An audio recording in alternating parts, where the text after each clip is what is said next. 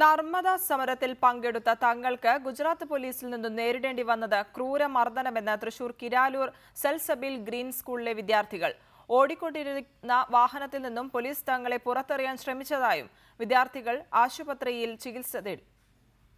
കഴിഞ്ഞ ബുധനാഴ്ചയാണ് മേധാ പട്കറിന്റെ നേതൃത്വത്തിൽ Narmada Bachao Andolan rally four river എന്ന സമരപരിപാടി സംഘടിപ്പിച്ചത്.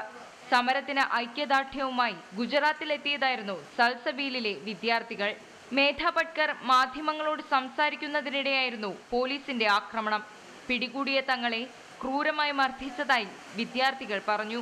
പോലീസ് വലിച്ചിടുമ്പോൾ ഡോറിൻ്റെ ഇടയിൽ കുടുങ്ങിയതാണ്. ഡോറിൻ്റെ ഇടയിൽ കുടുങ്ങിയിട്ട് അവർ നിർത്താണ്ട് ഒരു വലി വലിച്ചപ്പോൾ ഒന്ന് ക്രാക്ക് പുറത്തേക്ക് വലിച്ചിട്ടപ്പോൾ ഡോറിൻ്റെ ഇടയിൽ കുടുങ്ങി. വേറെ പുറത്ത് വലിച്ചിട്ട് അവിടെ നിന്ന് ഒന്ന് ഉന്തി അപ്പോൾ ഒന്ന് ക്രാക്കായി.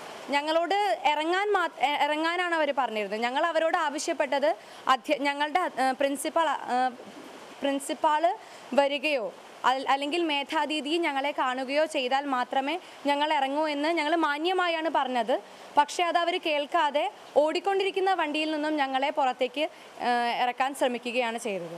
1 മണിക്കൂറിലധികം വാഹനത്തിൽ യാത്ര ചെയ്ത ശേഷം വഴിയിൽ തങ്ങളെ പോലീസ് തള്ളിയിട്ടുവെന്നും വിദ്യാർത്ഥികൾ പറഞ്ഞു.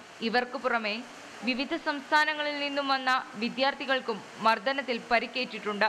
പരിസ്ഥിതിക്കും സാമൂഹ്യനീതിക്കും വേണ്ടി നടക്കുന്ന കേരളത്തിലെ ജനകീയ സമരങ്ങളിലും 10 വർഷത്തിലേറെയായി സൽസബീലിലെ വിദ്യാർത്ഥികൾ സജീവമാണ്. റിപ്പോർട്ടർ, തൃശൂർ.